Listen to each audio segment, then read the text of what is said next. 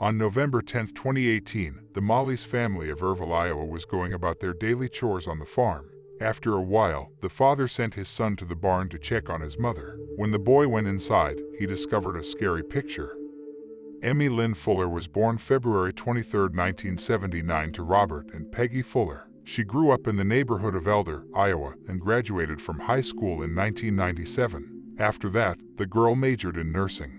On September 11, 2004, Emmy married Todd Mullis, a prosperous farmer and hog farmer. Todd was passionate about agriculture and bought his first farm in 1999. He gradually grew his business to include 3 farms and part of a 4th. Emmy and Todd met in 2003 at the Delaware County Fair, and they were married a year later. Emmy moved to live with her husband on a farm in Irville, Iowa. Emmy worked as a nurse for the first few years, then in the emergency room at Manchester Regional Medical Center. However, she loved the country life, hunting, fishing, and camping, so life on the farm was perfect for her. Soon the family began to grow and they had 3 children, Tristan, Taylor, and White. But after 10 years, the couple's marriage went through a crisis, and Emmy had an affair with a man she met at work. The family went to a psychologist and managed to reconcile and move on.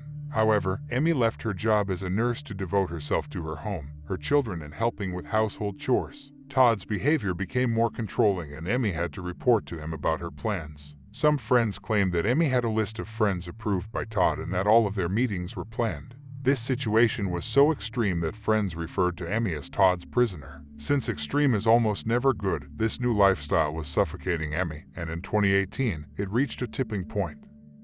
Emmy began a second extramarital affair with Jeremy Fraser, a married man with 2 children who worked on the family hog farm. As is often the case in rural areas, rumors began to spread. Emmy's friend told her what was being said in the neighborhood and very honestly told her that she was putting herself in a very dangerous situation. Perhaps because of the gossip, her oldest son Tristan also took notice, telling her that if her father found out she was having an affair, he would kill her. Emmy knew this too, and in fact, talking to a friend about it, she said where they could look for her body if she ever disappeared. But from comments made to both her friend and her brother Jeff, it appears that Emmy felt strong enough to leave on her own. Her marriage was no longer what she wanted, it was choking her, and she was secretly looking for a job and a place to live. In July 2018, Todd noticed a change in his wife's attitude and decided to check Emmy's cell phone records, where he discovered 128 messages sent to Jerry Frazier. Todd couldn't access these messages, but couldn't stand it and confronted Jerry. The man tried to assure him that the messages had to do with the affairs of the farms whose accounts he managed with Emmy, and the occupations of both couples' children, and there was nothing to worry about. Todd was not convinced of this and even spoke to Fraser's wife, who managed to reassure him by telling him that everything was all right, that she and Jerry had a happy marriage, and that she was not at all worried about her husband. Apparently, Emmy was also able to foresee a possible conflict when rumors of her affair began to spread. Since Todd confessed to his friend that she had talked to him about the gossip, sobbing for hours, and told him that maybe she should leave because the family would be better off without her. But it wasn't that simple. Todd had made it clear repeatedly that divorce was not an option for him. For one thing, he found it socially unacceptable, and for another, he wasn't ready to share half of the property he had worked so hard to build. In August 2018, Emmy's grandmother died, and after attending the funeral, she asked her brother to keep some of her grandmother's furniture so she would have something to start with when she left there. She planned to wait until the harvest season was over to file for divorce. On November 6, 2018, Emmy had outpatient surgery and was prohibited from lifting weights and recommended rest. 4 days later, Todd and Tristan left the house early to check on the pigs and returned when Emmy had just finished making breakfast. Todd and his son then returned to the pig barn to prepare to receive the new batch of piglets. After 10 a.m., after putting away the dishes, Emmy went out to her husband and son to join in the chores. But before she did, she received a text from a friend asking how she was feeling and replied, "Thanks, I'm fine. Things are really stressful here, I'm not sure about anything anymore." She also texted Jerry Fraser, "You know what I'm going to do today? Clean the fucking lamps in the shed." Everyone had something to do that day. Todd cleaned the feeders, Tristan brought the heaters for the pens from the warehouse, and since Emmy couldn't lift heavy things, she cleaned the lamps in the barn. But after a while, Tristan noticed something odd about his mother. She seemed a little unsteady, and at one point she had to crouch down to keep from falling. Her legs seemed to be trembling. Seeing this, the boy asked her if she was okay, if she needed help. Todd asked the same question, but Emmy replied that she was fine and for them to keep working. A short time later, Emmy's condition worsened. Tristan noticed that his mother was feeling dizzy, and he didn't let it go unnoticed, telling her that he didn't think it was wise for her to keep working, and he didn't want her to fall and hurt herself. Todd also felt that his wife should not continue working in that condition, so he asked her to help him find one of the cages to transport the animals he would need later and go rest. Emmy agreed to the request, and the man told her that the cage was in a red barn located 30 meters away from where they were. He also asked her to leave the tools she was using, and with a smile, she walked out of the shed. Todd and his son continued working for another hour and a half, and then both left the shed and headed for the office. Looking out the window, Todd realized the cage wasn't there and told his son to go to the barn to check on his mother, thinking that maybe she hadn't found the cage. The young man headed there, having no idea what he would find there. As soon as Tristan crossed the threshold of the barn, he found his mother lying face down with her hands and knees on the floor and a pitchfork stuck in her back. Of course, the boy started calling for his father and bent down and touched his mother's neck and wrists, trying to see if she was alive. A few seconds later, Todd ran into the room and, seeing what was happening, asked his son to immediately go get the truck and drive it to the barn door. The man stayed where he was, but did not call emergency services. As Tristan pulled the van up, Todd pulled the pitchfork from his wife's back and carried her out of the barn. Tristan got into the passenger side. His father put Emmy practically on top of his son and drove toward the nearest hospital. At 12, the man called 911 and told the operator in horror that he was on his way to Manchester Regional Medical Center, which was about 20 kilometers from home, but could not explain what had happened. The operator asked him to pull over, which he did, then instructed him to perform CPR until help arrived.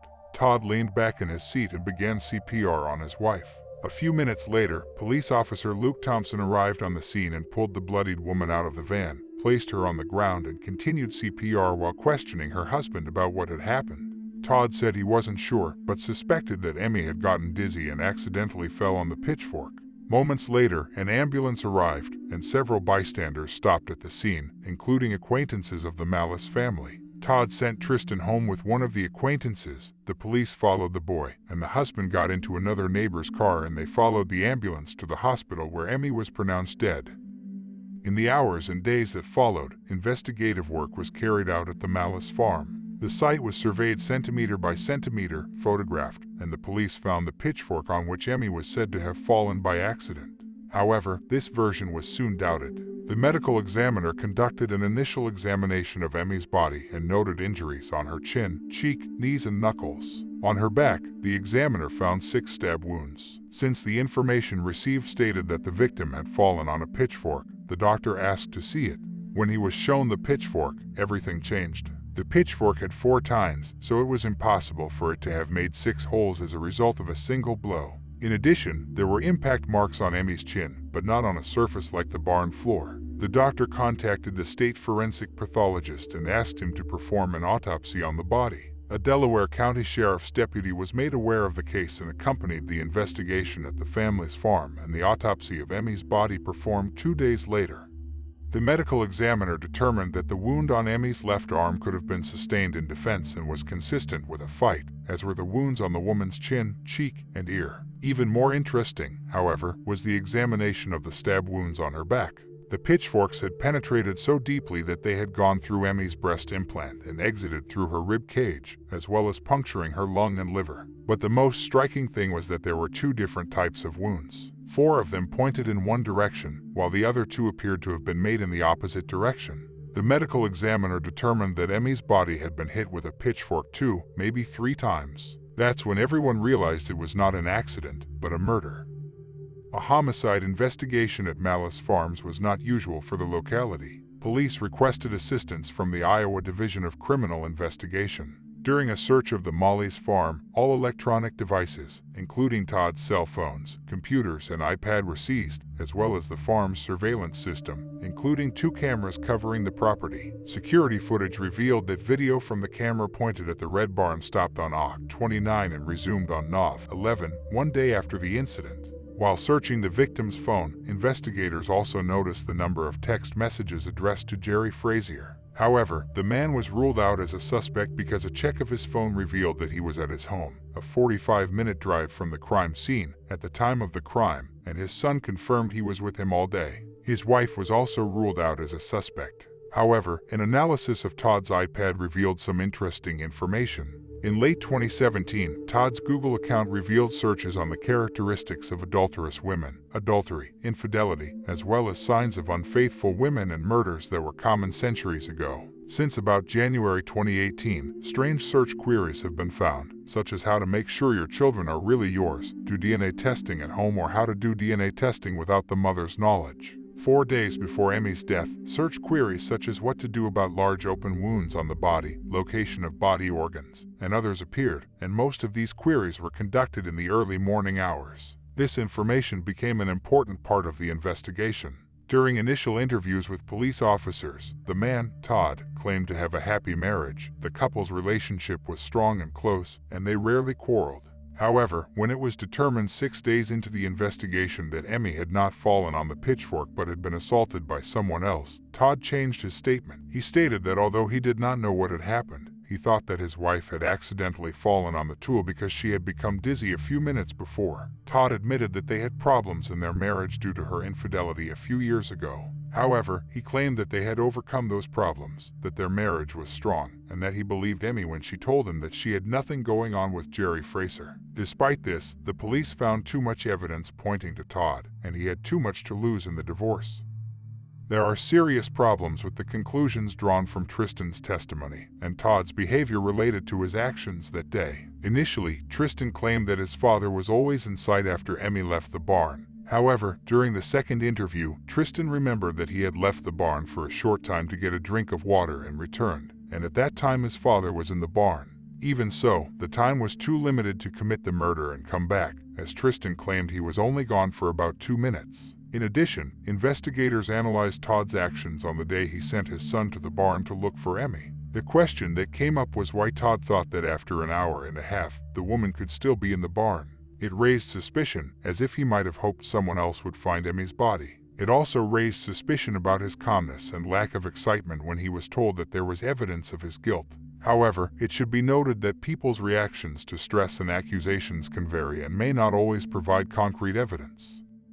Despite the circumstantial evidence gathered, investigators decided they had enough evidence to put Todd Mullis on trial for the murder of his wife. He was arrested on $5 million bail, and the trial took place nearly a year after the murder in September 2019. One of the key issues for the prosecution was to prove that the Mullis' marriage was not a happy one. Several of Emmy's friends were called as witnesses and confirmed that Emmy felt unhappy in the marriage and had expressed a desire for a divorce. They also claimed that Todd did not agree to the divorce. Emmy's brother, Jeff, and her stepmother, Eileen Fuller, described how she described herself as a slave or hostage in the marriage and warned that if her husband found out about her new affair, she would disappear. Another witness, Jerry Fraser, admitted to a relationship with Emmy and said they met regularly. However, after Todd discovered their correspondence, he suggested that Emmy reduce the number of meetings. The forensic pathologist who carried out Emmy's examination gave detailed findings as to why the woman's injuries could not have been the result of an accidental fall on the villas.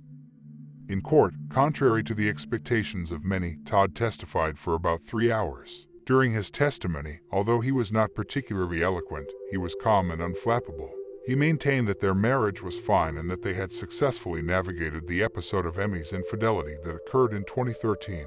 Todd believed that they had been very close. However, he acknowledged that Emmy's death was not an accident, but claimed that he was not responsible for it and did not know who could have killed her. In response to a question about why there was no surveillance video, Todd stated that while talking to the family the day after the murder, he decided to check the cameras and found that the antennas on the window ledge had fallen off.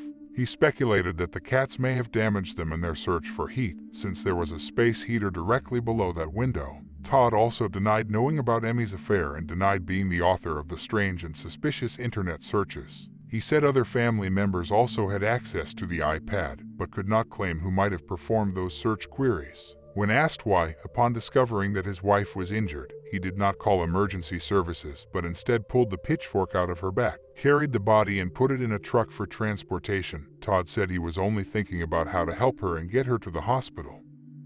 After the hearing, the parties made closing arguments. The prosecution argued that Todd had long contemplated killing Emmy since she first cheated on him in 2013. By staging the accident, he hoped to elicit people's sympathy and avoid more questions. Prosecutors also argued that Todd's primary motive was fear of losing everything in a divorce that seemed inevitable. The divorce could have cost him the loss of $2 million and half of his assets. Prosecutors also believed that farming was everything to Todd and he was willing to do anything to keep it. For their part, the defense argued that the prosecution failed to prove Todd's guilt for Emmy's murder beyond a reasonable doubt. They believed that the issues in the case were not clearly related to each other and did not prove Todd's guilt. After a week of deliberations, the jury retired for deliberations, and on September 23, 2019, they reached a verdict, finding Todd Mollis guilty of first-degree murder of his 39-year-old wife, Emmy Mollis. When Todd heard the verdict, he subtly shook his head in denial. At the time, Emmy's family breathed a sigh of relief. The sentencing came almost a year later, on September 4, 2020. The judge sentenced Todd Mollis to life in prison without the possibility of parole. He was also ordered to pay $150,000 to the victim's family as compensation. Friends, what do you think about this story? Write your opinion in the comments and subscribe to my YouTube channel.